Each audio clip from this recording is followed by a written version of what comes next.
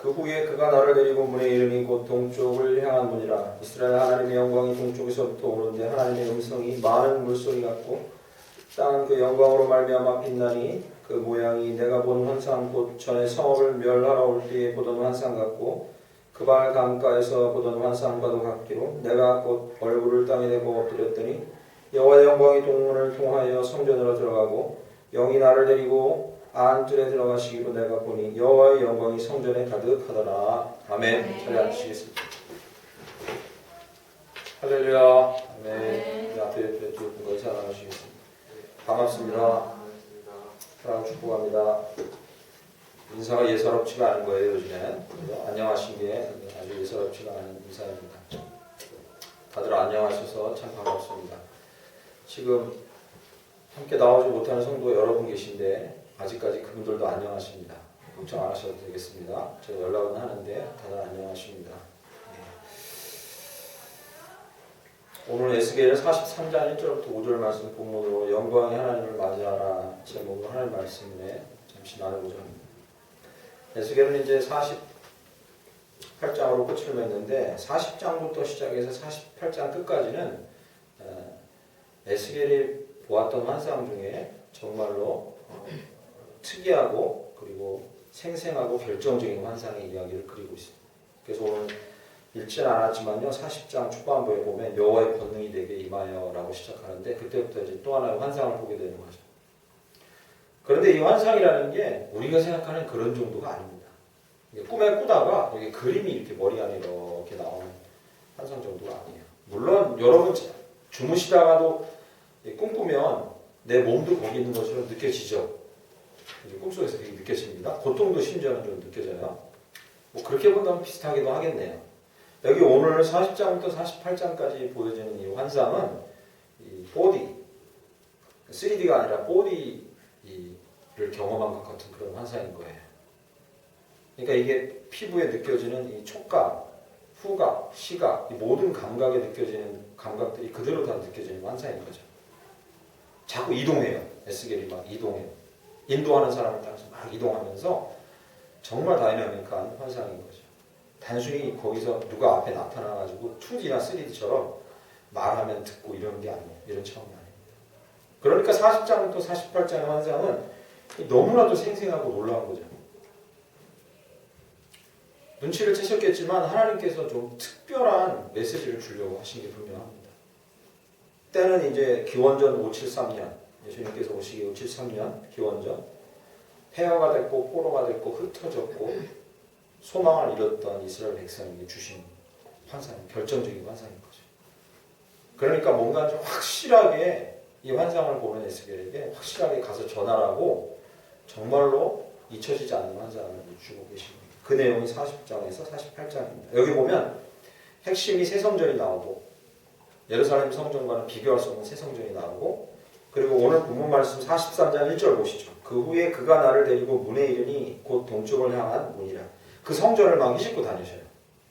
그리고 나는 따라가요. 거기를. 어떻게 목사님 걸어가요? 그게 아닙니다. 4D라고 그랬잖아요. 그죠?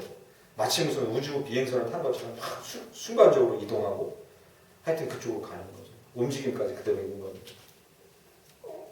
결국엔 그는 하나님의 영광을 보고 하나님의 음성을 듣습니다. 그 내용이 11절까지 오늘 본문은 1절부터 11절 그리고 본문 뒤에 나오는 12절부터 27절은 제사, 왕, 제사장 제도, 제사 제도 이런 걸 쭉 설명하십니다. 그리고 나서 44장부터 그 뒷부분 48장까지는 여러분 잘 아는 성전에서 물이 솟아나와 그 물이 온 땅을 적시고 죽었던 것들을 살려내는 것. 그 환상이 48장까지 이어집니다. 그리고 48장 마지막에 이 도성의 이름을 뭐로 하라? 여호와 삼마라 하라.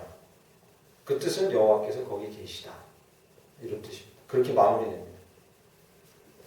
이 환상을 보여주신 이유는 두 가지입니다. 첫째, 이스라엘 백성으로 하여금 자신의 과거에 대해서 묵상하고 회개하게 하기 위함입니다. 두 번째는 앞으로 미래에 어떻게 해야 될지를 하나님께서 미리 보여주신 이 두 가지 목적을 갖고 있습니다. 그 환상 중에서 핵심 중에 핵심은 오늘 43장 1절에서 5절입니다. 이게 핵심입니다.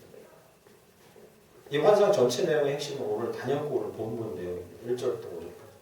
그리고 거기 자주 등장하는 단어를 보시면 그 중에서도 핵심이 뭔지를 알게 됩니다. 2절 말씀이에요. 이스라엘 하나님의 영광이 동쪽에서부터 오는데 2절 끝부분에요. 땅은 그 영광으로 말미암아 빛나니 4절에 가보시면 여호와의 영광이 동문을 통하여 성전에 들어가고 5절 끝에 영광이 성전에 가득하더라. 핵심은 무엇이냐면 이 환상의 핵심은 하나님 그의 영광인 거예요. 그리고 그 영광이 오신 것이고 그 영광을 영접하라고 말씀하십니다. 이게 핵심인 거예요. 여호와 하나님의 영광이 임하는 모습을 그려줍니다. 예배당도 교회도 가정도 학교도 회사도 모든 사회도 심지어는 우리의 마음의 은밀한 곳까지 그곳이 진짜 천국이 되려면 그 핵심은 바로 하나님의 영광, 그 영광을 맞이하고 영접하는 그것이 핵심이라는 걸 또 가르쳐주고 계신 거예요. 그 영광이 동쪽에서부터 오고 동문을 통하여 성전에 들어가고 이렇게 영광이 움직이는 것처럼 쓰고 있는데 그 영광은 지금도 우리 가운데 오신 줄 믿습니다. 우리가 예배할 때 우리 가운데 오고 계십니다. 무슨 소리예요, 목사님? 하나님은 우리 가운데 지금 계신데 뭘 또 새로 오십니까? 그런 차원이 아닌 거예요. 그분은 우리의 아버지가 되셔서 우리를 구원하시고 우리 안에 임하신 줄 믿습니다. 이미 임해 계세요. 그러나 이게 늘 이 성경에 나와 있는 하나님의 구원과 예수 그리스도의 역사와 성령의 역사는 이미 오셨고 지금도 오고 계신 이 이중적인 의미를 다 갖고 있어요. 그분은 우리 안에 계시지만 지금도 우리 밖에서 문을 두드려요. 예수님 요한계시록 3장에 얘기하잖아요. 요한계시록 3장은 불신자들을 향해서 하는 얘기가 아니에요. 첫 번째 교인들을 향해서 하는 얘기잖아요. 우리 안에 계시지만 또 동시에 우리 가운데 계속 새로운 거 두드리세요. 내가 새로운 거 보여줄게. 새로운 거 말해줄게 하고 계속 두드리고 계신 거예요. 그분은 이 시대에 성전 동쪽 문으로 오신 그 영광, 들어가신 그 영광, 그분이 지금도 우리 가운데 오시고 영접하라고 우리 가운데 말씀을 강하게 하고 계신 줄 믿습니다. 단연컨대 어디인가가 중요하지 않고 상황이 어디인가가 중요하지 않았어요. 어디에 있는가가 중요하지 않습니다. 우리 아이들하고 둘째 아이랑 영어 공부할 때 종종 전했었던 No matter where 어딘가 중요하지 않아요. 네. No matter 상관없어요. 어떤 상황인가도 중요하지 않아요. 하나님의 영광을 맞이하는가가 중요한 거죠. 생각해 보십시오. 우주의 주인인 그분께서 개인인 나에게 그분의 영광으로 오신다는 게 얼마나 감격스러운, 상상할 수도 없는 일입니다. 그러면 여러분 궁금하시지 않습니까? 하나님이 나에게 오세요. 여기 본문 말씀에요. 하나님이 동쪽에서부터 온다 이렇게 표현할 수 있는데 왜 하나님의 영광이 동쪽에서부터 온다 이렇게 표현했겠습니까? 그죠? 하나님이라는 단어 그 밖에 붙는 하나님을 묘사하는 단어들은 다 전부 다 하나님을 인간이 이해할 수 있게끔 좀 더 쉽게 말하는 단어들이에요. 그렇게 인식하시면 돼요. 왜 하나님이라고 표현하지 않고 하나님의 영광이라고 표현했냐?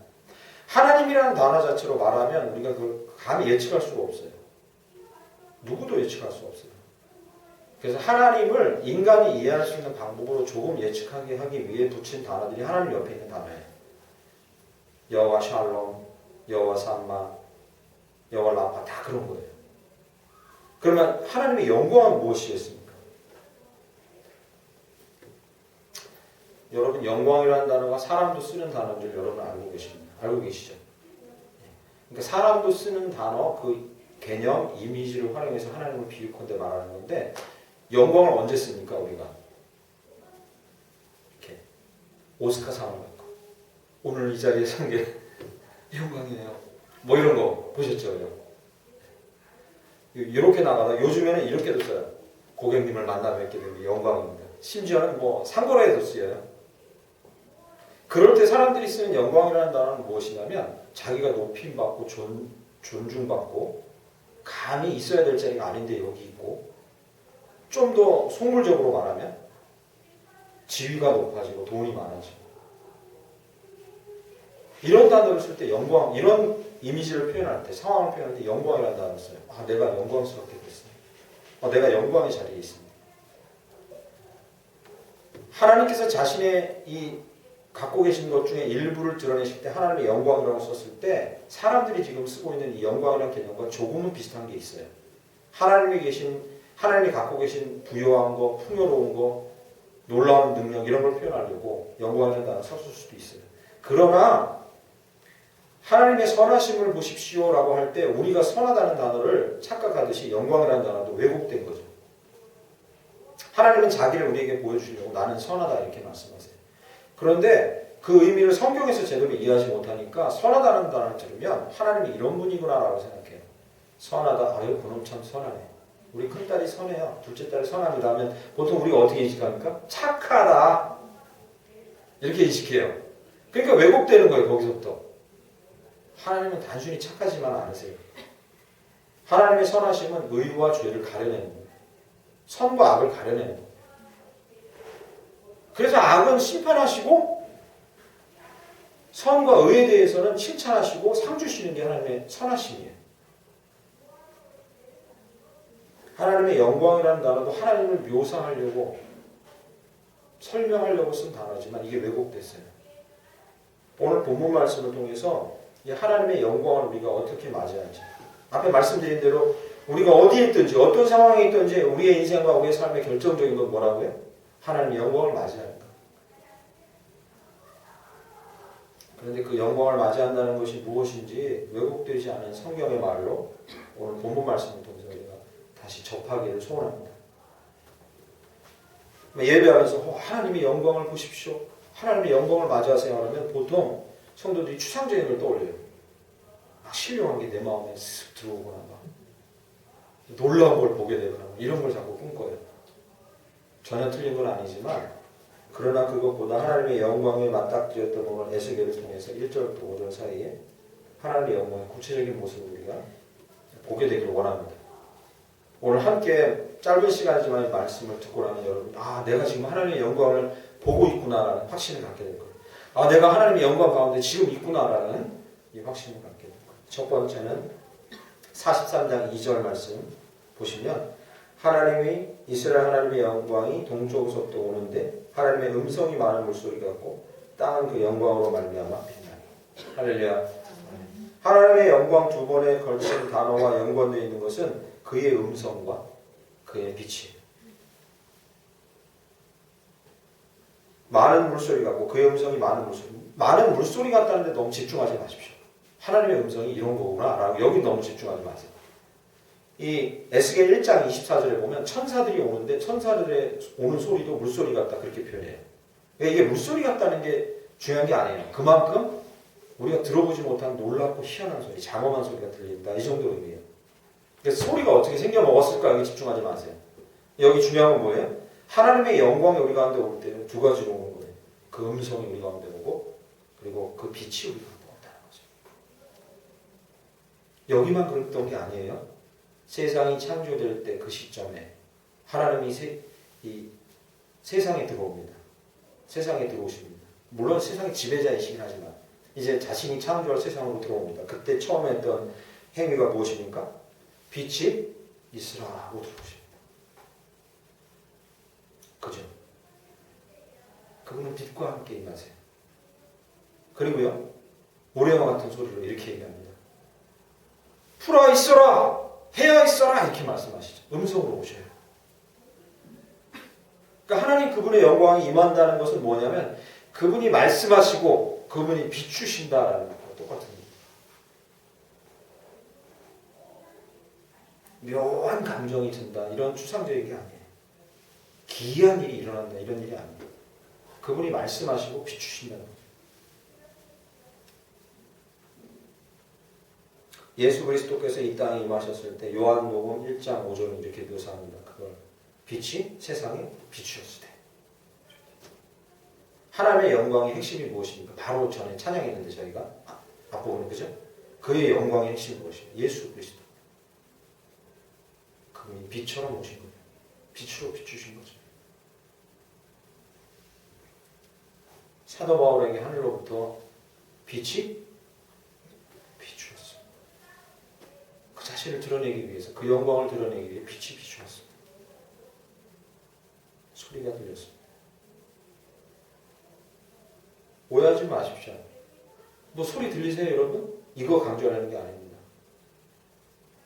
하나님의 말씀이 우리 가운데 압도적으로 임하고 하나님의 빛이 우리 안에 있는 죄악을 밝히 드러내는 것을 얘기하는 거예요.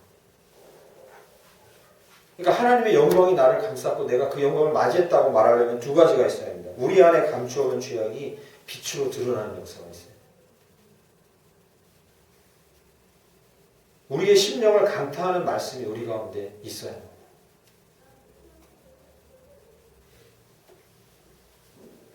하나님의 영광이 강타한 사람을 여러분 보신 적 있습니까?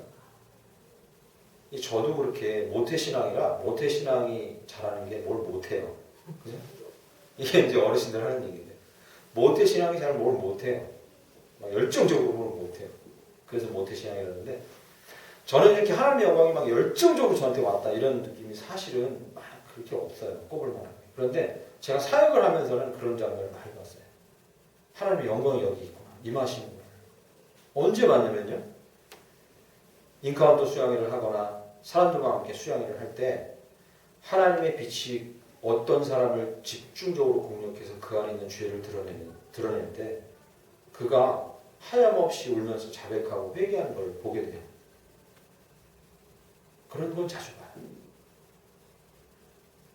너무 깊은 고백과 눈물과 함께 막 회개하면서 하나님 앞에 어떤 분은 몇 시간씩 그렇게 엎드리는 걸 보게 돼요. 그게 바로 하나님의 영광이 임한 거예요. 그게. 왜냐하면 빛이 비추니까 어둠에서 있던 모든 음침하고 음란한 곳에서 했던 내 행위들과 그리고 지나간 모든 과거의 죄악들이 막 갑자기 막 물밀듯이 내 앞에 드러나니까 막 몸부림치면서 회개하는 모습을 보게 돼요. 그에게 다가오시는 하나님의 영광의 빛으로 말미암아 자신 안에 있는 죄악들이 드러나는 것을 보고 회개하는 걸 볼 때 저는 그때 느껴요. 하나님의 영광이 이곳에 임하는구나. 안타깝지만 그러니까 제 자신도 요즘 설교가 코로나 시대 딱 코로나 사태 들어오면서 제 설교를 들으시면서 눈치채셨겠지만 제 안에 빛이 비추는 것에 대해서 느끼면서 제가 하는 행동에 대한 의외의 행동에 대한 놀라움이에요. 제 자신. 뭐냐면 빛이 막 비추어서 막 드러내는데 저는 어떻게 하냐면 그래도 이 정도면 다른 놈보다 낫지 않습니까? 제가. 다른 사람은 좀 낫지 않아요? 라는 이 방어막을 치는 제 자신을 볼 때 나는 하나님의 영광을 아직도 제대로 맞이하고 있지 않다. 다른 사람을 얘기하는 게 아니라 제 자신에 대해서 그런 느낌이 가는 거죠. 그래서 이게 모타신앙자들이 갖고 있는 한계 중에 하나가 되겠다. 그렇게 막 눈물 흘려서 막 엎드려서 부복하면서 회개하고 그랬던 적이 별로 기회가 없어요. 다시 또 기회를 주고 계신 거죠. 우리의 심령을 강타하는 말씀으로 그분은 영광으로 우리 가운데 임하세요. 저와 여러분이 잘 알듯이 이 얘기 꺼내면 이 사람 얘기는 또 나오네 하지만 이 사람 이 얘기는 우리가 어쩔 수 없이 묵상해야 되는 거예요. 어거스틴은 젊을 때 방탕하고 이교에 빠집니다. 만유교에 빠집니다. 점성술도 해요. 점성하게도 대가해요. 그리고 방탕해요. 얼마나 많은 여자를 거쳤는지 모르겠어요. 여러분 아실 겁니다. 그가 하나님의 영광을 접하는 방법은 아주 간단했어요. 놀라운 일이 벌어진 게 아니에요. 여러분 아실 겁니다. 그가 이렇게 기도하고 있었어요. 어떻게? 내가 비통하게 하나님께 지금 부르짖는데 나는 언제까지 내일이 뭐냐면 tomorrow.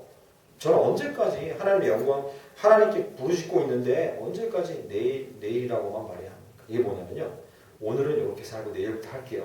이 얘기예요. 그 얘기를 하고 있는 거예요. 지금 어거스틴이. 언제까지 내일이면 그렇게 할게요. 내일이면 그렇게 할게요만 해야 되니까 제가 하나님 정말 제 자신이 후회스럽습니다. 이렇게 기도하고 있는 거예요. 왜 지금은 안 됩니까? 저는 솔직한 고백이죠. 어거스틴이 그런 고백을 해요. 내 마음속에 가장 비통한 슬픔이 눈물로 쏟아지고 있습니다. 그런데도 왜 내일입니까? 그렇게 기도해요. 근데 그때 하나님의 영광이 만약에 어거스틴한테 임할 때 막 놀랍고 희한한 광경으로 임했으면 그게 아니에요. 밖에서 여자애들이 노는데 들어보셨을 거예요. 밖에서 애들이 막 뛰어노는데 어거스틴 집 밖에서 펴서 읽어 막 이런 노래를 부르는 거죠. 들고 펴서 읽어라 막 이런 얘기. 그게 뭐냐면 어스에게 그게 어떻게 들렸냐면 성경을 펴서 당장 지금 성경을 펴서 그걸 읽어라 이런 얘기를 들은 거죠. 그래서 편 부분이 로마서 13장 13, 14절이에요. 그 구절이 뭐냐면 방탕하고 술 취하지 말고 음담과 호색하지 말고 쟁토하지 말고 시기하지 말고 그리스도로 옷 입고 그렇게 살아라고 하는 말씀이 어거스틴의 전체. 결국 알 말씀이 그냥 말씀 하나가 온 거예요. 펴서 읽으라 했으니 읽었고 그 말씀이 온 거예요. 그런데 그 시점부터 이제 완전히 바뀐단 말이죠. 삶 자체가 완전히 바뀌어요. 우리는 이해할 수는 없는 부분이에요. 어떻게 이렇게 완전히 바뀌지? 정말 180도 바뀌잖아요. 우리가 이해할 수는 없는 부분이에요. 그러면 무슨 일이 일어나냐? 딱 한 가지밖에 추론할 수 없어요. 말씀이 성령의 힘에 힘입어 그의 마음을 강타한 거죠. 강타한 거죠. 이게 하나님의 영광을 맞이한 말씀이 그를 강타한 거죠. 말씀을 듣고 아 정말 좋은 말씀이네 라고까지 한다면 이것은 영광을 접한 게 아니죠. 그 말씀이 나를 어떤 식으로든지 강타하는 거죠. 내 삶을 바꾸게. 하나님의 영광이 우리 가운데 임하고 그리고 그것이 우리의 삶을 어떤 곳에 있든지 어떤 상황에 있든지 우리의 삶을 천국 같은 삶으로 바꾸리라고 믿습니다. 그러나 그 영광을 접하는 첫 번째 방법은 그 빛이 우리를 드러내고 말씀이 우리를 강타할 때가 갑니다. 두 번째 43장 3절 보시면 3절 그 모양이 내가 본 환상 곧 전에 성읍을 멸하러 올 때 보던 환상 같고 그발강가에서 보던 환상과도 같기로 내가 본 얼굴을 땅에 내고 엎드렸다. 이렇게 써 있습니다. 그 모양이라는 게 뭐냐면요. 내가 본 환상, 곧 전에 성을 멸하러 올 때 보던 환상 같고 그발강가에서 보던 환상과도 같기로. 이게 두 개가 같은 얘기를 하는 거예요. 내가 전에 본 환상, 성을 멸하러 온 환상, 그 얘기와 그발강가에서 본 환상과 같은 얘기를 하는 거예요. 43장, 에스겔 1장 처음에 시작하던 부분을 얘기해요. 잠깐만 수고스러우시겠지만 에스겔 1장으로 가보겠습니다. 에스겔 1장으로 가보겠습니다. 에스겔 1장으로 가보겠습니다.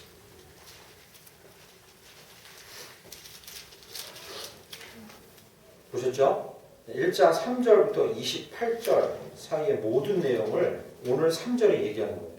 그 모양, 내가 본 환상, 멸하려고 올 때 보던 환상, 그발강가의 환상이 바로 3절부터 28절입니다. 3절 보시면 내가 보니 북쪽에서부터 폭풍과 큰 불이 모고 불이 번쩍번쩍하고 사방에 비치며 불 가운데 단쇠 같은 것이 나타나고 5절에 네 생물의 형상이 나타나고 6절, 7절, 8절, 9절 보면 그 네 생물이 범상치가 않아요.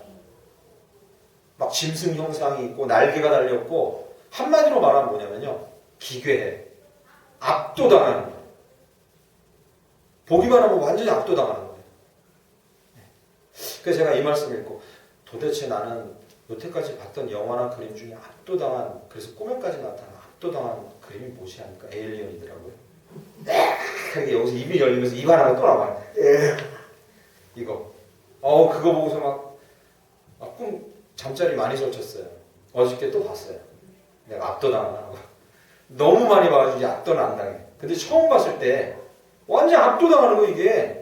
저는 입이 이렇게 할 때 입이 또 하나가 나올 줄은 상상도 못했는데 입이 또 이렇게 하나 나와. 에일리언이었어요, 저한테. 그런 기억이 처음으로 막 압도당했던 영화. 이게요, 3절부터 28절이 이 모양새를 잘 보세요. 이런 모양이에요. 암기해 두셔야 돼요. 이러려고 쓴 게 아니라 압도당한다는 거야. 압도적인 위엄과 권능으로 오셔서 심판하신다는 걸 강조하는 거예요. 이 모양새를 외울 필요도 없고요. 알 필요도 없어요, 사실. 한 가지만 기억하셔야 돼요. 하나님의 영광이 나타날 때는 그의 권능으로 오셔서 압도한다는 거예요. 우리를 송두리치 압도시키는 권능으로 오신다는 거예요. 뭐 하시기 위해? 통치하시고 심판하시기. 이 단어는 꼭 기억하셔야 돼요. 그분의 영광이 올 때는 우리의 마음과 심령을 두려움으로 압도하든지 놀라움으로 압도하든지 압도적인 스케일로 오세요. 기억하셔야 됩니다. 앞으로 할 얘기랑 연관이 있어요. 출애굽한 백성들이요, 광야에 와서 하나님이 예배하라 하니까 하나님이 지정하신 산에 가서 예배드립니다. 그런데 얘네들이 웃긴 게요, 하나님 우리 이렇게 내버려 둘 겁니까? 적들은 쫓아오는데 우리 여기서 죽게 할 거예요. 하나님 나타나셔서 우리를 도와주세요. 이렇게 외치던 애들이 하나님이 나타나니까 뭐라 하냐면, 무서워, 모세요, 우리가 하나님 앞에 갈 수 없으니까 당신이 가서 하나님 말씀을 듣고 오세요. 이렇게 얘기해요. 압도당한 거죠. 당신은 뭘로 압도당합니까? 막 하늘이 찢어질 것 같은 소리와 함께 구름이 있고 그 안에 불이 있는, 그것만 나타났는데도 압도당해요. 그 분위기가 어떤지 상상할 수가 없어요, 저는. 그런데 어쨌든 뭐예요? 저한테는 에이리언 본 것 같은 거죠. 아니, 그거보다 뭐 몇천 배는 더 놀라운 걸 본 것 같은 거예요. 압도당한 거죠. 그 모세가 가서 하나님 말씀 받아오잖아요. 이게 정상이에요. 하나님의 영광이 나타날 때. 이런 일은 신약 시대에 있었어요? 있었어요. 예수님, 여러분 아시는 겁니다. 제자들이요, 배를 타고 가는데 풍랑이 일어서 막 죽게 생겼어요. 예수님 우리와 함께 있었으면 정말 좋았을 텐데 하니까 예수님이 옆에 물리를 지나가셔. 예수님 정말 잘 됐네요 하지 않고 이 사람들이 뭐라 해요? 놀라요. 두려워해요. 압도당한 거죠. 저런 권세와 권능을 본 적이 없다고 압도당한 거예요.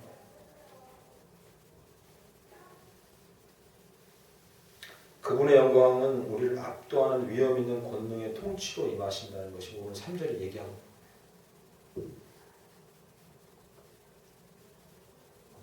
하나님의 영광을 맞이하는 길은 우리의 삶을, 이 세상을 다스리는 하나님의 통치를, 그 압도적인 통치를 발견하고 인정하고 순종하는 거예요. 이게 하나님의 영광을 맞이하는 두 번째 우리 자세예요. 그분은 압도적으로 우리의 삶의 인생에 들어오시고 세상에 들어와서 우리를 통치하고 계신다는 걸 기대하고 인정하고 순종하는 거예요. 그러면 여러분 궁금하실 거예요. 목사님, 요즘 시대에 이렇게 압도합니까? 막 에이리언처럼 생긴 놈들이 나오거나 날개 달려가지고 막, 그죠? 이런 놈들이 와서 막 하나님 뜻을 전합니까? 그렇지 않아요. 그런데 모든 상황을 1대1로 대비할 수는 없지만, 지금 일어나고 있는 일은 이게 하나님이 이렇게 하는 거예요, 이렇게 대비할 수는 없지만, 그 공식은 없어요. 그럼 우리가 추측할 수 없지만, 그러나 지금 2020년 4월 26일 예배하는 이 시점에도 우리를 압도하는 사건이 하나 있어요. 그게 뭡니까? 코로나19예요.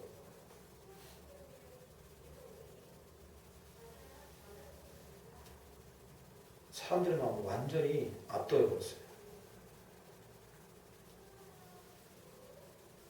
제가 분명히 말씀드립니다. 이 설교가 유튜브로 나갈 텐데 이걸 1대1로 대비하는 건 아니에요. 이건 하나님이 어떻게 하는 일이다, 이렇게 공식을 세울 수는 없지만, 그냥 우리는 기억해야 돼요. 우리의 삶과 인생과 사회와 세상 가운데 압도하는 사건이 일어난다면 그것은 하나님께서 경고와 권능의 통치로 우리 가운데 어떤 식으로든지 말씀하시는 게 있다고, 영광으로 다가오시고 계시다는 것을 인정해야 합니다. 이걸 가볍게 여길 수 없어요. 그분이 압도하고 계신 거예요, 우리한테. 이래도 하면서, 이렇게 하는데도 네가 하면서 압도하는 거죠. 염려스럽고 두렵고 우리를 짓누르기까지 하는 하나님의 권능의 통치의 행위는 바로 그분의 영광을 인정하라는 하나님의 다가오심이에요.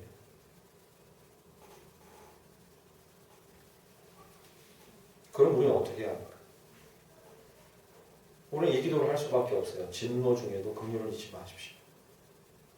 어떤 상황에도 당신이 여기 계시고 당신의 섭리 안에 있는 것을 우리가 믿습니다라고 고백하고 그 영광을 맞아들여야 돼요. 그것이 우연히 일어났거나 재수가 없거나 다른 모종의 음모가 있었거나 이렇게 자꾸 생각할 게 아니라 하나님께서 우리 가운데 압도적으로 다가오시고 우리 가운데 그 영광을 보여주시기 위해 행하시는 일 중에 하나라는 것을 우리가 반드시 인정하고 순종할 길을 찾아야 합니다. 순종할 길에 대해서 답은 분명합니다. 43장 3절 보시면 답이 분명히 나와 있어요. 여기 그냥 끝에 뭐라고 합니까? 내가 곧 얼굴을 땅에 대고 엎드렸다니. 답이 나와 있어요. 하나님 만약에 이런 식으로 자기 영광을 보여주실 때는 방법이 하나밖에 없는 거예요. 그냥 납작 엎드리는 것밖에 없는 거예요. 그것밖에 없는 거예요. 다른 길이 없는 거예요. 그리고 맞이하는 거죠. 고통스럽지만 이런 상황에 대해서 주님 지금 이 모든 일들이 당신 손 안에 있고 의와 공평과 은혜로 다스릴 것을 우리가 믿습니다. 라고 인정하는 수밖에 없는 거예요. 경험하게. 이것만이 마땅한 행위예요. 이것이 하나님의 영광을 맞이하는 방법이에요. 그럼요, 지금요. 2020년 4월 26일 이날 우리는 하나님의 영광을 맞이하고 있는 거예요. 할렐루야. 힘들긴 하지만 하나님의 영광이 오는 것을 맞이하고 이렇게 인식한다면 오늘 엎드린다면 그분의 영광을 맞이하고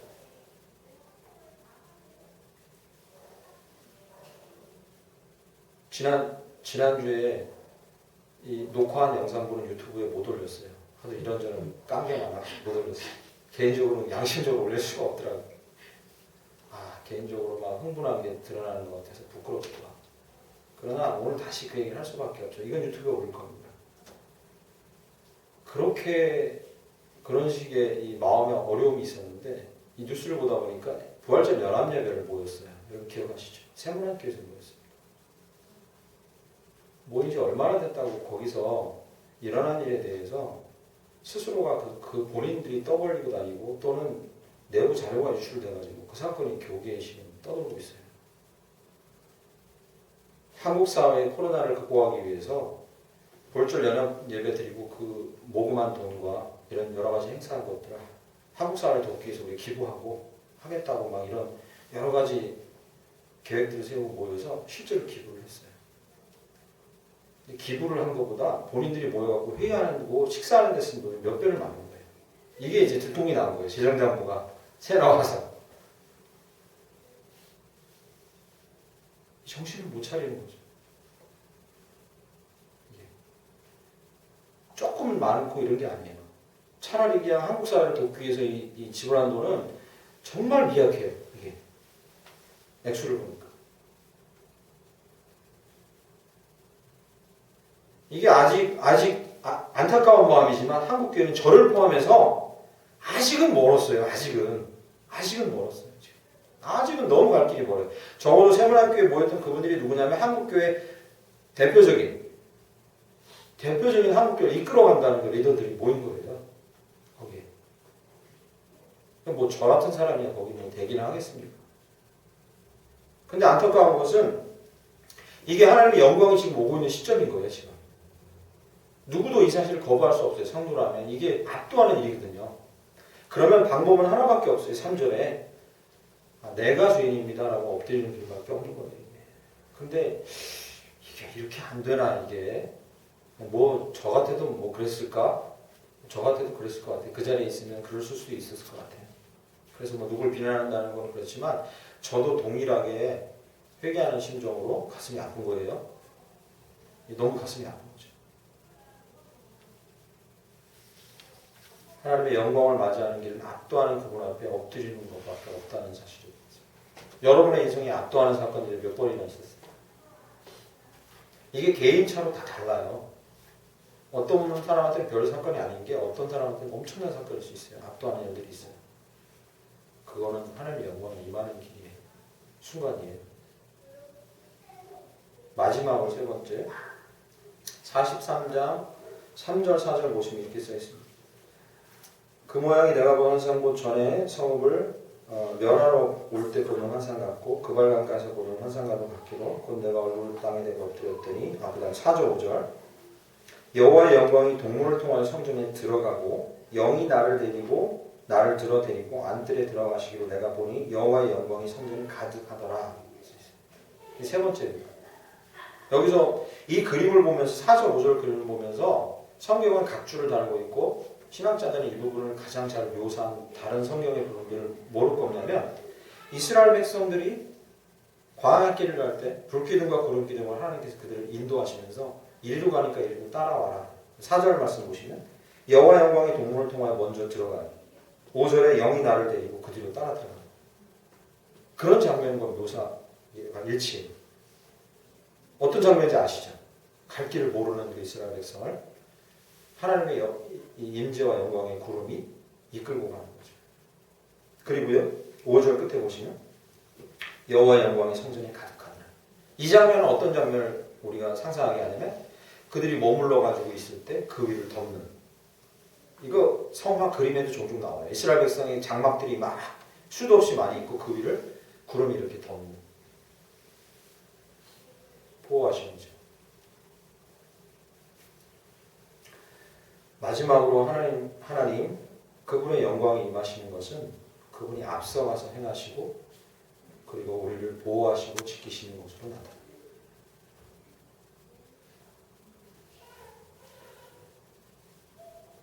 출애굽뿐만 아니라 그 뒤에 읽어보시면 제가 지금 여호수아 통독하고 이제 사사기도 가고 있는데 구약은 이 부분들을 계속 읽으면서 자주 반복되는 단어가 있어요. 이게 뭐냐면 내가 앞서가 싸우리라, 내가 앞에 가리라, 내가 앞서가서 싸우리라, 내가 승리하리라, 이렇게 얘기했어요. 앞서가 행하시고 그리고 거기서 뒤쫓아온 우리들, 뒤쫓아온 그들을 위해 보호가 되어주시는 거죠. 이게 하나님의 영광이 임하는 모습이에요. 예수님께서 이 땅에 임하셔서 그분이 이름을 받습니다. 태어나시기 전에 뭐요? 임마누엘이라고. 그리고 예수님이 가시기 전에 그들과 한 약속이 있습니다. 마태복음 28장 20절에 뭐죠? 내가 너와 항상 함께 하리라. 네가 어디서 가서 복음사역을 하든지 핍박을 받든지 또는 전도자로 일하든지 아니면 선 곳에 살아가든지 내가 너와 함께 하리라. 하나님의 영광이신 그 예수께서 하신 약속은 두 가지입니다. 그래서 함께 가서 앞서 가서 행하리라, 너와 함께 하리라. 그게 하나님의 영광이 임하는 방법입니다. 목사님, 하나님이 지금 함께 가서 행하시는 거 어떻게 우리 경험합니까? 하나님의 영광을 맞이해야 하는데 방법은 간단합니다. 복잡하지 않아요. 보세요. 하나님이 앞서 가시면 우리는 어떻게 합니까? 앞서지만 않으면 돼요. 쉬워요. 하나님이 앞서 가신다니까 우리는 앞서지만 않으면 돼요. 모든 일에서. 그것이 하나님의 영광을 경험하는 길이에요. 앞서지 않으면 돼요. 말로만 하면 어려운 일이 아니에요. 모든 생각, 행동, 결정, 일에서 먼저 하나님께 시간을 드리는 거예요. 풀어 설명하면. 다시 한번. 모든 생각과 행동과 우리의 삶에서 제일 앞 시간을 하나님께 먼저 드리는 거예요. 그게 앞서지 않는 거죠. 뭐 어렵게 생각하실 거 없습니다. 그럼 예를 들어서요. 저와 여러분이 다 아는 겁니다. 하루를 시작할 때 하루의 첫 시간을 하나님께 드리고 당신이 앞서 가십시오라고 인정하는 거죠. 하루 종일 그렇게 할 수는 없어요. 그죠? 이게 쉽진 않아요. 그러니까 아침에 일어났어요. 그래서 그럼 나 화장실 가야 되는데 앞서세요. 뭐 이렇게 살 수는 없잖아요. 그죠? 네, 이렇게 살 수는 없어요. 그렇게 사는 사람도 별로 없을 거예요. 그러나 분명한 건 뭐냐면 우리가 성도로서 살아가는 동안에 계속해서 되뇌야 될 게 뭐냐면 하나님의 영광이 우리 가운데 오고 계신데 그 영광을 맞이하는 길은 그분이 앞서시도록 길과 시간을 내어드리는 것밖에 없어요. 가능하면 모든 상황에서. 이게 우리의 최종적인 목적이 돼야 돼요. 목표가 되어야 돼요. 그런데 왜 그게 잘 안 될까요? 저도 잘 안 돼요, 지금. 저도 잘 안 돼요. 오늘 사실 한 이틀 전부터 제가 잘 모르는 선교사님이 저한테 전화하셔서, 문자를 하셔서 자꾸 보자고 하셔요, 만나자고. 알지를 못하는데 제가 아는 사람을 통해서 소개를 한번 받은 적이 있어요. 전 그걸 잘 몰라요. 영국에 계신 선교사님 중인데. 근데 며칠 전부터 연락이 와서 한번 보재요. 그 얘기는 이제 설교에 초대해달라는 얘기예요. 선교사님들이 그 얘기는 그래요. 그렇게 인식해야 되거든요. 그래서 제가 정중하게 한 번을 거절했고 오늘 아침 다시 연락이 왔는데 정중하게 거절했어요. 시대가 또 코로나고 영국 계신 분이잖아요. 그래서 저는 이 교회를 좀 지켜야 되겠죠. 그래서 이제 2번 거절했어요. 오늘 또 연락이 왔어요. 근데 결국에는 그분도 이제 제가 중간에 알게 돼서 그분을 만나게 된 그 중간 아는 분, 그 목회자들 모임이 있을 때 그 자리에 나와서 함께 보자.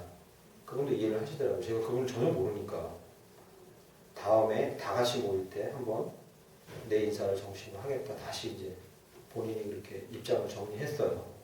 그래서 이제 얘기가 그렇게 끝나는데 그 일을 딱 결론을 짓고 나서 예배하러 오는데 제 마음에 이제 그 생각이 드는 거예요. 이게 범상치는 않은 일이잖아요. 선교사님이 저한테 전화를 하셔서. 근데 제가 오면서 마음이 어려웠던 게 이거냐면 묻지 않은 거예요. 한순간에 기도하지 않은 거죠. 하나님 왜 이분을 저한테 라고 묻지 않은 거예요. 진지하게. 이런 일들이 우리 삶에 너무 많은 거예요. 저도 이렇게 살아왔다는 걸 다시 느끼는 거예요. 어느샌가 이렇게 또 살고 있다는 걸 느끼는 거예요. 아주 그냥 가벼운 일은 아닌데도 잠깐 그 시간 내서 하나님께 묻는 걸 왜 안 하냐라는 것에 대해서 다시 마음이 어려운 거예요. 왜 그럴까요? 여러분 왜 그렇겠습니까? 시간이 좀 지나는데 한 가지만 예를 들고 마칩니다. 말씀. 제가 차에 타가지고 차를 시동을 걸고 차를 움직여서 나갈 때까지 7가지 행동을 하더라고요. 최소한. 근데 7가지를 행동하는데 한 20초도 안 걸려요. 저는 인식을 못하지만 7가지 행동. 첫째, 벨트를 매요. 애들이 있으니까 거짓말하면 안 돼요. 벨트는 맨 나중에 매요. 출발할 때 매요. 처음에 안 매더라고요. 어쨌든 벨트를 매요. 후사경을 봐요. 후사경. 혹시나 누가 있나 후사경 봐요. 그 다음에요. 사이드 풀어요. 근데 사이드 풀기 전에 브레이크도 밟죠. 그러니까 벨트 매고 후사경 보고 브레이크 밟고 사이드 풀어요. 그 다음에 시동 걸어. 시동이 앞에 나오는구나. 헷갈렸네. 하여튼 시동 거는 것도 있어요. 그 다음에 뭐가 있냐면 깜빡이 켜요. 왜냐면 출발할 때 주로 저희 아파트 단지에서 후진해서 나오거든요. 깜빡이 켜줘야 돼요. 후진기어 넣는 것까지 하면 7가지. 다시 한번 해볼게요. 벨트 매고 후사경 보고 사이드 브레이크 시동 깜빡이 후진기어 7개 행동이에요. 근데 이렇게 말로 하니까 더듬거리는데 행동으로 하면 이게 자동으로 돼요. 20초도 안 됐어요. 돼요. 여러분 그렇죠? 누가 차에 타가지고 이제 막 라이센스 딴 사람 아니고는 그런 사람들이 내야지 그 다음에 해야지 이렇게 하는데 그렇지 않고 한 20년 이상 운전을 하다 보면 이게 자동으로 돼요. 이걸 보관하는 사람 없어요. 자동으로 돼요. 근데 그렇게 하는 게 자동으로 되면서도 그게 이상하지 않고 몸에 배인 이유는 무엇입니까? 제가 이거 묵상하다가 그렇구나라는 깨달음을 얻게 됐어요. 왜냐면 실제로 움직임이 있는 거예요. 차가 움직여요. 그렇게 안 하면 차가 안 움직이는 경우가 생기는 거예요. 오케이, 무슨 말인지 아시겠죠? 이렇게 안 하면 차가 안 움직여요. 중립에 놓고서 만약에 깜빡 켜고 밟았다가 안 움직여요. 자동으로 하는 것 같은 행동이지만 이 중에 하나라도 뭐가 안 되면 안 움직이는 거예요. 차가. 보이는 게 보이는 차가 움직인다는 이 보이는 사실이 오류가 생기는 거예요. 그런데 왜 하나님이 앞서 행하시고 모든 것을 먼저 시간을 들여야 되고 기도해야 되고 주권을 맡겨야 된다고 하면서 안 되냐? 그분이 움직이는 게 보이지가 않는 거예요. 그분에게 먼저 뭘 맡겨도 그분이 일하고 계신 게 보이지가 않는 거예요.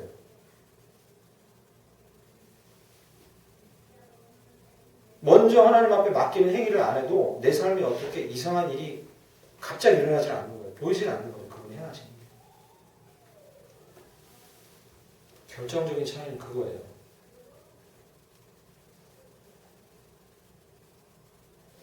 그래서 다시 원론으로 다시 원래로 돌아갑니다. 처음으로 뭐예요? 하나님의 영광은 함께 하심과 먼저 가서 행하시는 걸로 나타나는데 그 하나님의 영광을 맞이하려면 이제 비유를 듣고 나서 여러분 생각해 보십시오. 그분의 영광을 이런 하나님의 영광을 맞이하려면 먼저 일하신 하나님의 영광을 맞이하려면 우리가 그 영광을 맞이하는 자세가 무엇이어야겠습니까? 보이든 보이지 않든 그분이 일하고 계시다는 사실 신뢰해야 돼요. 할렐루야. 우리가 기도할 때 그분은 반드시 일하고 계실 거라는 걸 신뢰해야 되는 거죠. 기도 안 하면 일 안 하세요? 그렇지 않아요. 그러나 우리가 간구하는 걸 들으시고 그걸 원하신다고 분명히 말씀하셨어요.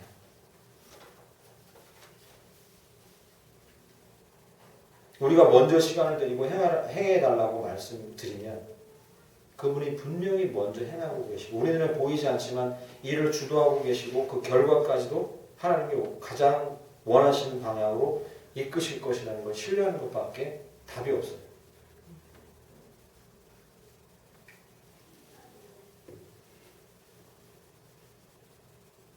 그래서 이게 자동으로 되면 참 좋겠는데 차 처음 출발할 때 하듯이 자동으로 되면 좋겠는데 부끄럽지만 저도 그게 자동으로 안 돼요.